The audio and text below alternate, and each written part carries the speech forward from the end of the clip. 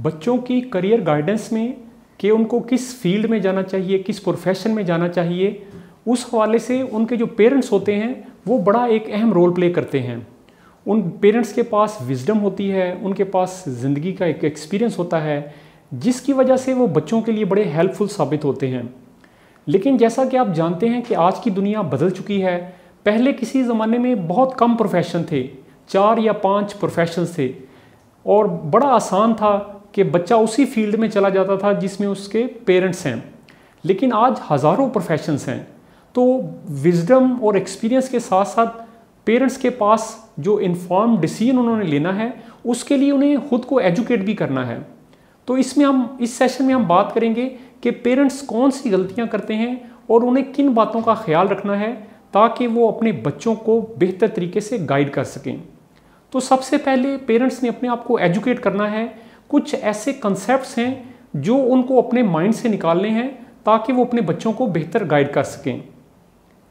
कुछ पेरेंट्स की ये ख्वाहिश होती है कि वो जो नहीं बन सके, जो वो बनना खुद चाहते थे, उनकी ख्वाहिश होती है कि अब उनके बच्चे वो बने। तो वो अपनी जो ख्वाहिश होती है जो पूरी नहीं हो सकी, उसको बच्चों पे इम्पोज कर देते हैं। तो ये भी एक बड़ी गलत सोच है। बच्चों को आपने देखना है कि वो यूनिक हैं, उनका पोटेंशियल क्या है, वो आपसे बिल्कुल मुख्तलिफ हो सकता है। तो आप कोशिश करेंगे बच्चों को उस प्रोफेशन में जाने दें जो उनकी पर्सनैलिटी के मुताबिक है। इसी तरह कुछ पेरेंट्स की ख्वाहिश ये होती है कि जिस प्रोफेशन में वो खुद हैं, उनका बच्चा भी उसी प्रोफेशन में चला जाए। हो सकता है कि बच्चे का जो पर्सनैलिटी है, जो उसकी जो टैलेंट हैं, वो डिफरेंट हों। तो ये भी बड़ी गलत सोच है कि आप बच्चे को उस प्रोफेशन में लेकर आना चाहें जिसमें आप खुद हैं। एक बुनियादी बात जो आपने याद रखनी है कि बच्चे के करियर का जो फैसला है, वो 2 चीज़ें बड़ा अहम रोल प्ले करती हैं। एक उसकी पर्सनैलिटी, कि उसकी शख्सियत की स्ट्रेंथ क्या है, उसकी शख्सियत की वीकनेस क्या है। आजकल इसके बारे में बड़ी अच्छी मालूमात अवेलेबल है, जिससे आपको ये पता चल जाता है कि किसी शख्स की जो पर्सनैलिटी है, उसकी टाइप, उसकी स्ट्रेंथ क्या है। और दूसरी बड़ी अहम चीज़ उसके टैलेंट्स हैं कि बच्चे में कौन सी ऐसी सलाहियतें हैं जिसमें वो कुदरती तौर पर दूसरों से बेहतर है और दूसरों से अच्छा परफॉर्म कर सकता है। कौन से ऐसे टास्क हैं जो दूसरों से बेहतर कर सकता है। तो ये बच्चे की एक यूनिकनेस इन 2 चीज़ों से बनती है। आप हमेशा फैसला देखें कि बच्चे की पर्सनैलिटी कैसी है और बच्चे का जो उसके टैलेंट हैं वो कौन से हैं। तो ये चीज़ें आपको बुनियादी जो फैसला आपको करने में आपकी हेल्प करेंगी। कुछ मनफी ख्यालात, जैसा मैं आपको बता रहा हूँ, हमें अपने जहन से निकालने हैं कि फ़लाँ प्रोफेशन का बहुत स्कोप है। ये भी एक गलत कंसेप्ट है, बड़ी लिमिटेड सा एक सोच है। हर प्रोफेशन का स्कोप मौजूद है। सिर्फ ज़रूरत इस चीज़ की है कि वो आपकी पर्सनैलिटी से, आपके टैलेंट से, आपके जो इंटरेस्ट हैं उनसे मैच करता हो और आप उसमें हार्डवर्क कर सकें, आप उसमें एक्सीलेंस वाला काम कर सकें।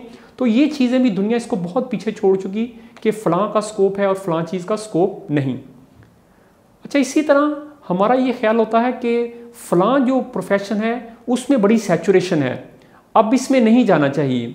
तो ये जो सैचुरेशन का कंसेप्ट है, ये भी बड़ा गलत है। जैसे मेडिसिन के बारे में अगर आप ये सोचें कि डॉक्टर तो बहुत ज़्यादा हैं, एक नया डॉक्टर उसको वो क्या कंट्रीब्यूट करेगा। तो आप देखें, आप खुद देखें कि आज भी एक अच्छा डॉक्टर मिलना बहुत मुश्किल हो जाता है। तो आप याद रखें, जो टॉप पे जगह हमेशा खाली होती है। अगर आपका बच्चा मेडिसिन में जाना चाहता है और उसके अंदर उसकी पर्सनैलिटी उससे मैच करती है, उसका टैलेंट उससे मैच करता है, तो वो एक शानदार मेडिसिन में बड़ा अच्छा करियर बना सकता है। तो ये जो सैचुरेशन का कंसेप्ट है, ये भी बिल्कुल गलत है।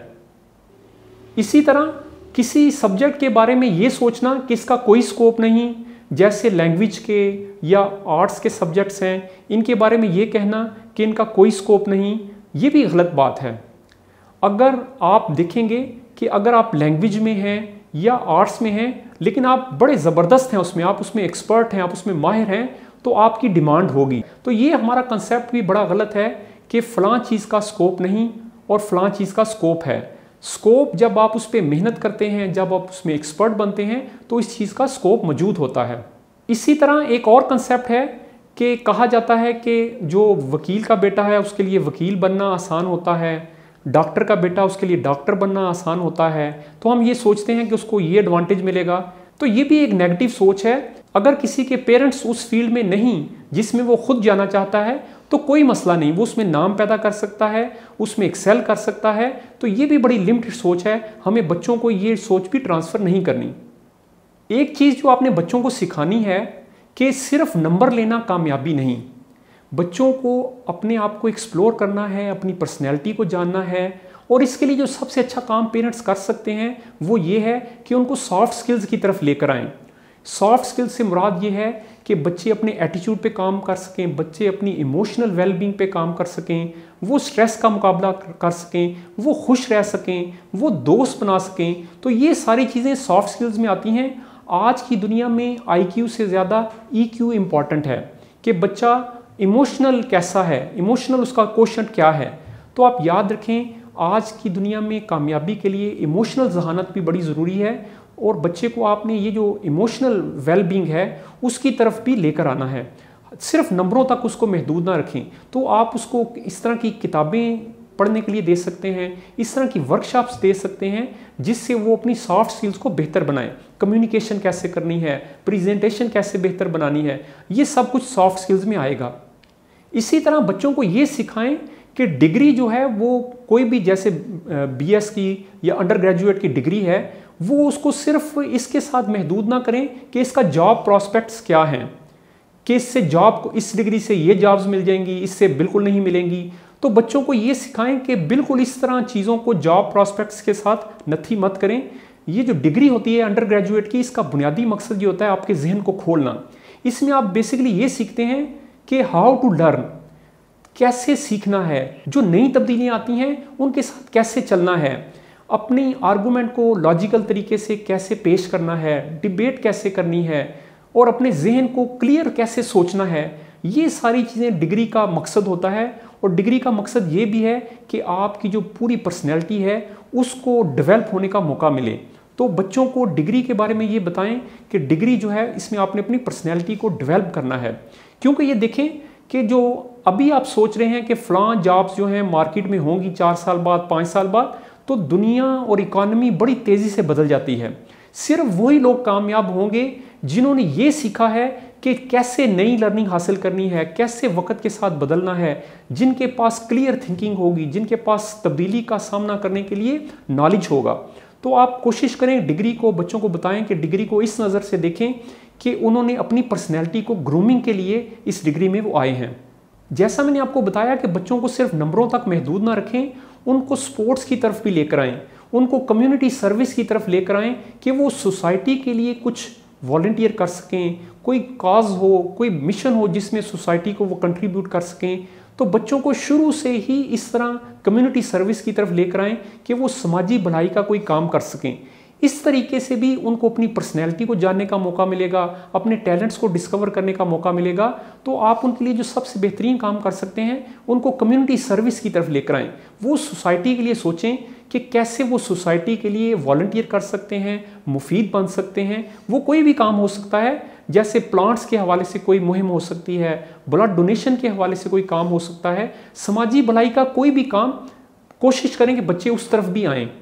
वालिदैन की जो सबसे अहम जिम्मेदारी है वो ये है कि आपने अपने बच्चों के जो इंटरेस्ट हैं उनको नोट करना है कि बच्चा किन चीज़ों में दिलचस्पी लेता है, और फिर उनको बच्चे का करियर पार्टनर बनना है, फिर उनको बच्चे को गाइड करना है और फैसिलिटेट करना है, सपोर्ट करना है कि बच्चा पूरी तरह एक्सप्लोर करे कि वाकई उसका इस चीज़ में इंटरेस्ट है। मैं आपको 2 एग्जाम्पल देता हूँ। दुनिया का एक बड़ा फेमस नावल निगार है, नॉवलिस्ट है नील गैमन। वो ये कहता है कि जब मैं छोटा था तो मेरे पेरेंट्स, जब छुट्टियां होती थी तो मेरे पेरेंट्स मुझे लाइब्रेरी में छोड़ जाते थे। तो मैं कई घंटे लाइब्रेरी में गुजारता था।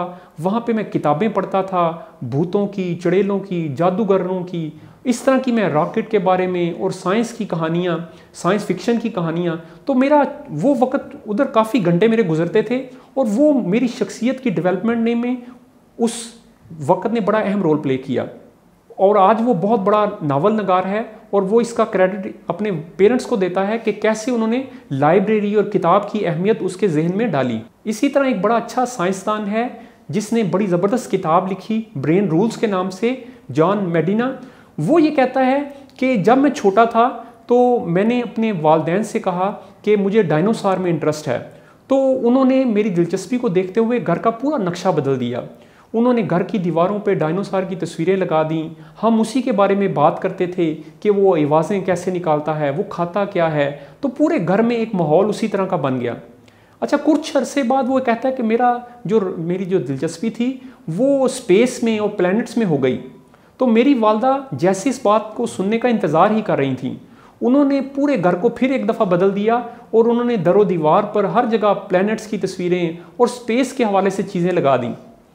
अच्छा, इसी तरह वो कहता है कि मुझे फिर इंटरेस्ट हो गया जियोमेट्री में, तो मेरी वालदा ने फिर घर का नक्शा बदल दिया। तो आप देखें कि पेरेंट्स जो होते हैं वो कैसे बच्चे को सपोर्ट करते हैं कि वो अपने आप को जान सके। अजीम फ़िलासफ़र खलील जिब्रान ने एक बड़ी ज़बरदस्त बात की। उसने अपनी एक तहरीर में लिखा, your children are not your children. आपके बच्चे असल में आपके बच्चे नहीं। वो असल में कहना ये चाहता है कि हम बहुत ज़्यादा पोजेसिव होते हैं, हम इस तरह बच्चों को ट्रीट करते हैं जैसे ये हमारी पोजेशन है। तो वो ये कहता है कि बच्चों के बारे में ये रवैया ख़त्म कर दें कि उनको अपनी मलकियत समझें और उन पे अपने डिसीजन जो हैं इम्पोज करें। बच्चे ये आपके पास कुदरत की इमानत हैं, ये आपके पास फ्यूचर की इमानत हैं। तो आप अपना वक़्त, जो आपकी डेस्टिनी है वो डिफरेंट है, इनकी जो डेस्टिनी है वो ये खुद पूरी करेंगे। आपका काम इनको गाइड करना है। तो बच्चों को आप उनके पैशन में हेल्प करें, उनके इंटरेस्ट को देखें कि वो क्या है। इस तरह वो फ्यूचर की जो सोसाइटी है उसके लिए बेहतरीन अपना रोल प्ले कर सकेंगे। हमारी सोसाइटी में जब लोग अपने पैशन को फॉलो करेंगे, जब लोग अपनी पर्सनैलिटी के मुताबिक, अपने टैलेंट के मुताबिक प्रोफेशंस में जाएंगे, तो फिर हमारी सोसाइटी आगे बढ़ेगी और हमें टॉप के साइंटिस्ट मिलेंगे, हमें टॉप के लिखने वाले मिलेंगे, हमें एस्ट्रोनॉट मिलेंगे, हमें नए नए इन्वेंटर मिलेंगे। तो हमें ये कोशिश करनी है कि बच्चों को उस फील्ड में लेकर जाएं जो उनका पैशन हो, जो वो खुशी से काम करें। अगर कोई डॉक्टर है लेकिन वो दिल में ये ख्वाहिश रखता है कि काश वो आर्टिस्ट होता, अगर इसी तरह कोई इंजीनियर है और उसके दिल में ये ख्वाहिश है कि काश वो सोशल साइंटिस्ट होता, तो ये सोसाइटी को इन चीज़ों से नुकसान पहुंचता है। तो आप खलील जिब्रान के जो अल्फाज हैं वो याद रखें कि ये जो बच्चे हैं ये हमारे पास फ्यूचर की इमानत हैं। इनको हमने गाइड करना है ताकि ये दुनिया को कंट्रीब्यूट करें और दुनिया बेहतरी की तरफ जाए।